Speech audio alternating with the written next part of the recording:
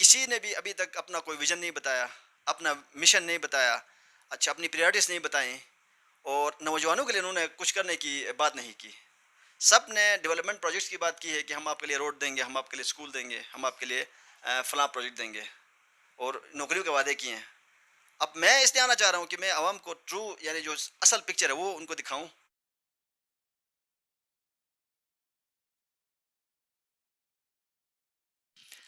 السلام علیکم ناظرین، میں ہوں آپ کا میزبان سمر عباس قذافی اور آپ دیکھ رہے ہیں ماؤنٹین ٹی وی۔ ناظرین، آج ہم گلگت بلتستان قانون ساز اسمبلی حلقہ 3 کے جو کینڈیڈیٹ ہیں شاہد علی گلگتی صاحب کے پاس موجود ہیں۔ ان سے ہم پوچھنا چاہیں گے اوورال حلقے کی سیاست کے حوالے سے۔ ان کا ہم تعارف کراتے چلیں کہ ان کا شاہد علی گلگتی کا تعلق بگروٹ فرفو سے ہے، اور وہ پیشے کے لحاظ سے پروفیشنلی فارماسسٹ ہیں۔ اس کے علاوہ وہ ایک انٹرپرینور بھی ہے سوشل سیکٹر کے اندر۔ تو ان سے آج ہم بات کریں گے یہ الیکشن میں ان کو کیسے آنا ہوا، پھر اس کے علاوہ ان کے جو پولیٹیکلی کیا مینیفیسٹو ہے، کیا ان کا ویژن ہے، اس حوالے سے ہم بات کریں گے۔ سب سے پہلے ہم شاہد صاحب سے پوچھنا چاہیں گے کہ اگرچہ آپ پیشے کے لحاظ سے جو ہے وہ ایک میڈیکل کے شعبے سے آپ کا تعلق ہے، تو آپ کا اچانک سیاست میں آنے کا جو ہے وہ خیال کیسے آیا؟ الرحمن الرحیم۔ سمر قذافی صاحب، آپ کا بہت بہت شکریہ کہ آپ نے ٹائم نکالا اور میرے پاس تشریف لائے، اور میری آواز آپ انشاءاللہ امید ہے کہ حلقے کے عوام تک ضرور پہنچائیں گے۔ اب رہا آپ کا سوال کہ آپ حلقے کی سیاست میں کیوں آنا چاہتے ہیں، تو اس کا جواب یہ ہے کہ میں 2006 سے پبلک سیکٹر اس کے ساتھ ہوں، سوشل سیکٹر میں ہوں، اور میں نے عوام کی جتنی ہو سکتا ہے میرے حدود کے اندر تھا وہ میں نے کام کیا ہے ان کے لیے، اور حلقے کے عوام اس سے اس کے گواہ ہیں اس کے۔ اب رہی بات کی پولیٹکس میں کیوں آئے ہیں، تو پہلے سے موجود ہیں 3-4 کینڈیڈیٹ، بڑے اسٹرانگ کینڈیڈیٹ ہیں، لیکن کسی نے بھی ابھی تک اپنا کوئی ویژن نہیں بتایا، اپنا مشن نہیں بتایا، اچھا اپنی پریارٹیز نہیں بتائیں، اور نوجوانوں کے لیے انہوں نے کچھ کرنے کی بات نہیں کی۔ سب نے ڈیولپمنٹ پروجیکٹس کی بات کی ہے کہ ہم آپ کے لیے روڈ دیں گے، ہم آپ کے لیے اسکول دیں گے، ہم آپ کے لیے فلاں پروجیکٹ دیں گے، اور نوکریوں کے وعدے کیے ہیں۔ اب میں اس لیے آنا چاہ رہا ہوں کہ میں عوام کو ٹرو یعنی جو اصل پکچر ہے وہ ان کو دکھاؤں، ان کی پریارٹی سیٹ کروں کہ انہوں نے کرنا کیا ہے، ان کو ایک ویژن دے دوں کہ ہم نے کس طرف جانا ہے، کہاں جانا ہے، ان کو ایک مشن بتاؤں، اور اس مشن کو حاصل کرنے کے لیے ان کو ایک اسٹریٹجی بتاؤں۔ یہ میرا جو ہے آنے کا مقصد ہے وہ یہی ہے۔ اچھا شاہد صاحب، آپ کا جو انتخابی حلقہ ہے وہ حلقہ 3 گلگت ہے، اس حوالے سے آپ بتا دیں کہ اس وقت حلقے کے اندر جو پولیٹیکلی ڈائنیمکس ہیں وہ کیا ہے، وہاں کے جو پبلک ہیں ان کے کیا ایشوز ہیں، اس حوالے سے آپ ہمارے جو ویورس ہیں ان کو آپ بتا دیں۔ سمر بھائی، ہمارے حلقے کے تو بہت سارے ایشوز ہیں۔ ہمارے پاس بگروڈ میں خاص طور پر روڈ کا ایشو ہے، وہ کسی حد تک حل ہو چکا ہے، لیکن ابھی بھی جو جو ایریاز ہیں جہاں پہ ٹورسٹ نے جانا ہے وہاں تک ابھی بھی روڈ کا ایشو ہے۔ بالکل اسی طرح سے ہراموش میں کوٹوال ویلی ہے، اتنی خوبصورت جگہ ہے، آپ کا کھلترو آپ کا ہے، آپ کا مرک ہے، یہ وہ ایریاز ہیں کہ جو دنیا کو دکھانے کی ضرورت ہے، تو وہاں تک روڈ کی ایکسیس بہت ضروری ہے۔ اس کے ساتھ ساتھ روڈ کے ساتھ ساتھ لوگوں کی ایجوکیشن بھی بہت ضروری ہے کہ وہ اس روڈ کے سے فائدہ اٹھائیں، وہاں پہ ہوٹل بنائیں، اپنے لوگوں کے لیے ہٹس بنائیں، تو یہ بہت ضروری ہے۔ اس کے علاوہ ایجوکیشن کا ایشو ہے، ہراموش میں ہمیں گرلز کالج کی ضرورت ہوگی، اسی طرح سے بگروڈ میں کالج تو بن چکا ہے لیکن اس کو مزید اپ گریڈ کرنے کی ضرورت ہے تاکہ وہاں کی خواتین کو تکلیف نہ کرنی پڑے پڑھنے کے لیے کہ وہ گلگت آ جائیں۔ اسی طرح سے ہاسپٹل کی ضرورت ہے، وہ ہمارا بگروڈ میں ہونا چاہیے، اسی طرح سے ہراموش میں تو ہے لیکن اس کو اپ گریڈ کرنے کی ضرورت ہے۔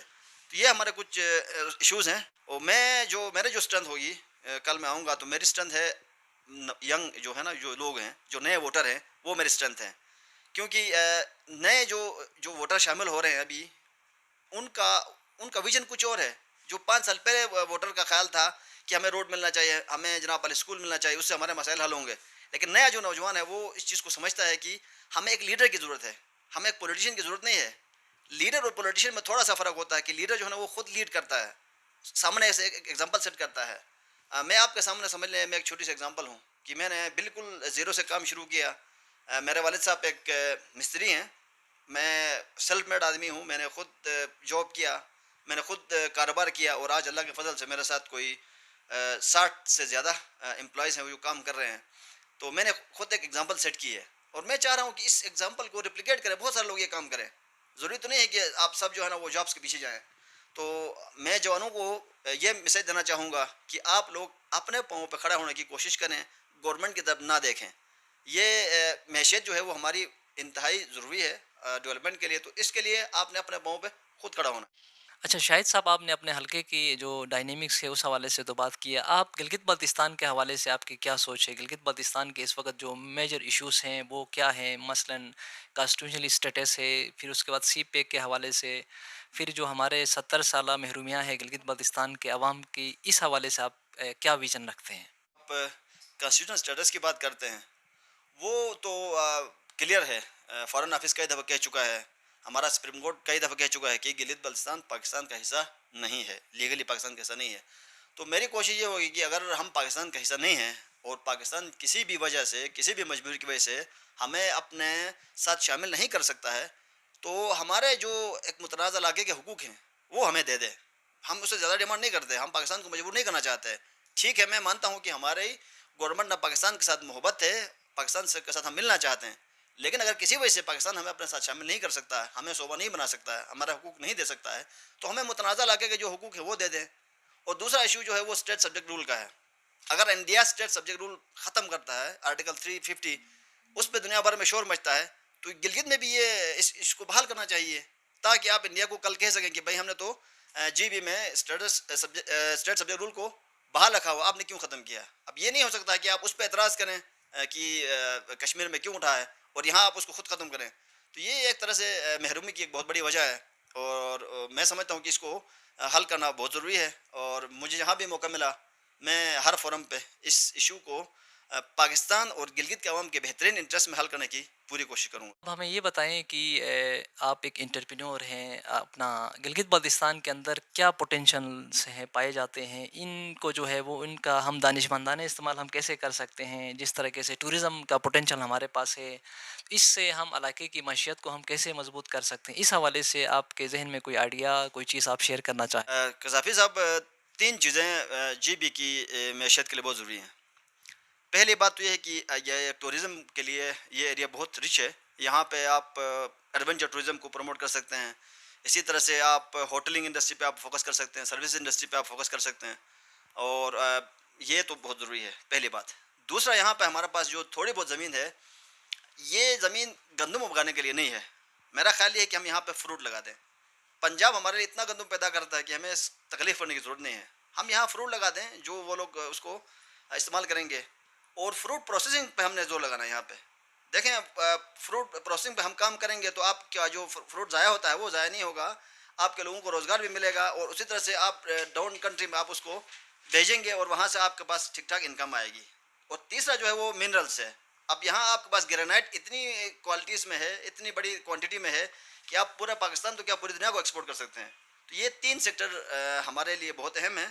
پہلا جو ہے آپ کا ٹوریزم ہے، ایکو ٹوریزم یا سسٹینیبل ٹوریزم ہے. اس کے بعد دوسرا جو فیکٹر آپ کا ہے وہ فروٹ پروسیسنگ کا ہے. اور تیسرا آپ کے پاس منرل ایکسپلوریشن، اور اس کو پالشنگ کر کے اس کو ڈیولپ کر کے آپ بہت سارا پیسہ کما سکتے ہیں. یہ تین بڑے فیکٹر ہیں جن میں میں کوشش کروں گا کہ اس پہ میرا فوکس رہے. گلگت بلتستان کے اندر جو اوورال ہمارے ملک میں یوتھ کی جو پوٹینشل ہے یا یوتھ کی جو تعداد ہے وہ بہت زیادہ ہے، تو اس حوالے سے یوتھ کی ڈیولپمنٹ کے حوالے سے آپ کا کیا ویژن ہے؟ پھر اس کے بعد ان امپلائمنٹ بھی ہمارے اس کے اندر ہے، علاقے کے اندر بے روزگاری ہے، بڑے پیمانے پہ جو ہے وہ پڑھے لکھے نوجوان حضرات موجود ہیں جو کہ بے روزگاری کے عالم میں در بدر ہیں. پھر اس کے بعد پاورٹی کا جو ریشو ہے وہ بھی ہمارے یہاں پہ زیادہ ہے. تو ان کے لیے، ہمارے یوتھ کے لیے آپ کی طرف سے کوئی میسیج کیا ہوگا؟ پھر اس کے بعد اس حوالے سے آپ کا کیا ویژن اور کیا آپ کی اسٹریٹجی ہے؟ نوجوانوں کے لیے میں سمجھتا ہوں کہ میں ایک مثال ہوں.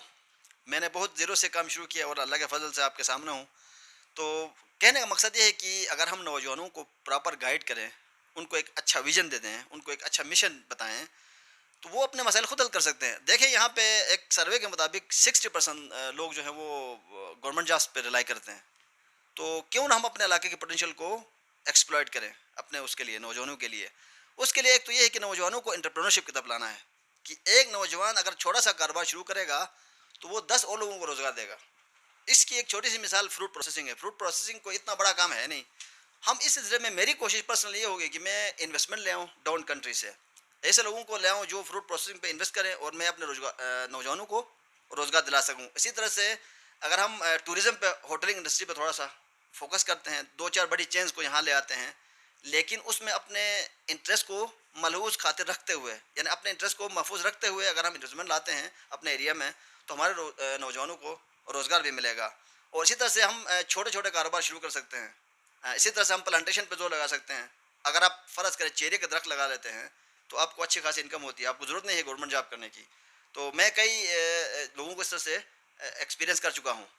یہ 2009 سے میں نے کوئی چیری کے پودے دیے تھے کچھ فیملیز کو. تو اس دفعہ مجھے بڑی خوشی ہوئی کہ ایک فیملی نے اسی چیری میں سے 1.5 لاکھ روپے کمائے ہیں اس سال کے. تو اسی طرح سے اگر ہم دو چار اور لوگوں کو اس طرح سے اس طرف لائیں، اس طرف راغب کریں تو ہم غربت کا خاتمہ ادھر سے ہی کر سکتے ہیں. اور اس کے لیے ضروری نہیں ہے کہ ہم صرف گورنمنٹ کی طرف ہی دیکھیں. تو میرے نوجوانوں سے گزارش ہوگی کہ آپ جابس نہ ڈھونڈیں، آپ ایسی تعلیم حاصل کریں جو کل آپ کے روزگار کے لیے کہیں دیکھنے کی ضرورت نہ پڑے، آپ خود ہی اپنے پاؤں پہ کھڑے ہو جائیں. تو میں چاہوں گا کہ لوگ انٹرپرینورشپ کی طرف آئیں، ہمت کریں، حوصلہ کریں اور کوشش کریں، سارا کچھ ممکن ہے. شاہد صاحب آپ ہمیں یہ بتائیں کہ ہم نے عموماً دیکھا ہے کہ گلگت بلتستان کے الیکشنز جب بھی قریب آتے ہیں تو ہر قسم کے تعصبات کو جو ہے وہ ہوا دے کے اپنے جو پولیٹیشینس ہوتے ہیں اپنے ووٹ کے لیے ہر قسم کے جو ہے وہ ہتھ کنڈے یا ہر قسم کے جو کارڈ استعمال کرتے ہیں. تو اس حوالے سے آپ کیا کہیں گے؟ قذافی صاحب آپ بالکل درست فرما رہے ہیں کہ لوگ اپنے الیکشن جیتنے کے لیے مذہبی کارڈ بھی استعمال کرتے ہیں، رنگ نسل کا بھی استعمال کرتے ہیں اور زبان کا کارڈ بھی استعمال کرتے ہیں. اس کی بیسک یا اور بنیادی وجہ یہ ہے کہ ان لوگوں میں ٹیلنٹ نہیں ہوتا ہے، ان کے پاس کہنے کو کچھ نہیں ہوتا ہے، ان کے پاس جوانوں کو دکھانے کے لیے کچھ نہیں ہوتا ہے، وہ لوگوں کی رہبری نہیں کر سکتے ہیں، وہ لوگوں کی لیڈرشپ ان کی کوالٹیز نہیں ہوتی ہیں تو وہ یہ حربے استعمال کرتے ہیں. میں اللہ کے فضل و کرم سے اپنے اوپر اعتماد رکھتا ہوں اور میری پوری کوشش ہوگی کہ میں ان تعصبات میں نہ پڑوں کسی بھی طرح سے. اور اللہ کے فضل سے یہ میرا ریکارڈ ہے، میں 16 سال سے کاروبار میں ہوں، آج تک اللہ کے فضل سے کہیں بھی کوئی اس طرح کا کارڈ استعمال نہیں کیا اور آئندہ بھی نہیں کروں گا. میری کوشش ہوگی کہ میں تمام جو سیکٹ ہیں ان کے درمیان ہارمنی ہو، ان کے درمیان محبت ہو، ان کے درمیان نفرتیں نہ ہوں تاکہ ہم سب ایک ساتھ گرو کر سکیں. یہ ہو ہی نہیں سکتا کہ ایک طبقہ جو ہے وہ ترقی کرے اور دوسرا طبقہ پیچھے رہے. تو اس طرح سے نہ تو آپ ڈیولپمنٹ کر سکتے ہیں اور نہ ہی دنیا میں کہیں اس کی ایگزامپل ہے، کوئی مثال نہیں ہے. تو ہماری بقا اسی میں ہے کہ ہم جو بھی معاشرے کے اندر پسے ہوئے طبقے ہیں یا جو ہائیلی جو پیسے کمانے والے لوگ ہیں ان سب کے اندر یہ تعصب نہ ہو. مذہبی تعصب، رنگ نسل کی اور زبان کی، یہ تعصب نہیں ہونا چاہیے، بلکہ آپ کو اپنی پریورٹی سیٹ کرنی چاہیے کہ آپ ڈیولپمنٹ کیسے کریں گے. کیونکہ غربت سب کا مسئلہ ہے، تعلیم سب کا مسئلہ ہے اور اسی طرح سے صحت سب کا مسئلہ ہے. تو ہمیں ایشوز پہ فوکس کرنا چاہیے، ہمیں لوگوں کو ویژن دینا چاہیے، ہمیں لوگوں کو اسٹریٹجی دینی چاہیے. میری کوشش ہوگی کہ میں ان تعصبات سے پاک صاف ہو کر علاقے کی خدمت کر سکوں. اچھا آخر میں اپنا شاہد بھائی آپ عوام کو کیا میسیج دینا چاہیں گے اپنی طرف سے، وہ آپ میسیج پبلک کے لیے؟ قذافی صاحب میرا چھوٹا سا میسیج ہے، کوئی لمبی چوڑی بات نہیں کروں گا. میں اتنا کہوں گا حلقے کے عوام سے کہ وہ تعصبات سے ہٹ کر کینڈیڈیٹ کی مینیفیسٹو کو دیکھ کر، اس کی صلاحیتوں کو دیکھ کر، اس کی کیپیسٹی کو دیکھ کر کہ وہ ڈیلیور کر سکتا ہے یا نہیں کر سکتا، اسی حساب سے اس کو ووٹ دیں. یہ نہ دیکھیں کہ یہ کینڈیڈیٹ کہاں سے ہے، کدھر سے ہے، کیسا ہے، اس کی زبان کیا ہے، اس کا مذہب کیا ہے. تو یہ نہ دیکھیں بلکہ کینڈیڈیٹ کی اہلیت کو دیکھیں. ہمیں لیڈرز کی ضرورت ہے، ہمیں جس سیاستدانوں کی ضرورت نہیں ہے، ہمیں اس طرح کے لیڈر کی ضرورت ہے کہ جو ہمارے حلقے کو اور ساتھ ساتھ پورے جی بی کو کسی رائٹ ڈائریکشن پہ ہماری رہنمائی کرے اور منزل تک ہمیں پہنچائے. تو لہٰذا آپ تعصبات سے پاک صاف ہو کر کسی بھی جو آپ مناسب سمجھتے ہیں اس کو منتخب کریں اور اس کو ووٹ کریں. جی ناظرین، آپ نے ہمارے گلگت بلتستان قانون ساز اسمبلی حلقہ 3 کے امیدوار شاہد علی گلگتی کا جو ہے وہ ان کے خیالات، ان کے تاثرات آپ نے سنے. ہم شاہد علی گلگتی کا شکریہ ادا کرتے ہیں کہ انہوں نے آج جو ہے وہ ہمارے ماؤنٹین ٹی وی کے ساتھ سیشن رکھا. تو اسی طرح انشاءاللہ ناظرین ہم آپ کو گلگت بلتستان کے جتنے بھی ہمارے کینڈیڈیٹس ہیں اپنا الیکشن کنٹیسٹ کرنا چاہتے ہیں ان کے ہم تاثرات، ان کے ویژن مشن، جو ان کی جو انتخابی منشور ہے اس حوالے سے ہم آپ کو دکھاتے رہیں گے. اسی کے ساتھ اپنے میزبان سمر عباس قذافی کو اجازت دیں. اللہ حافظ.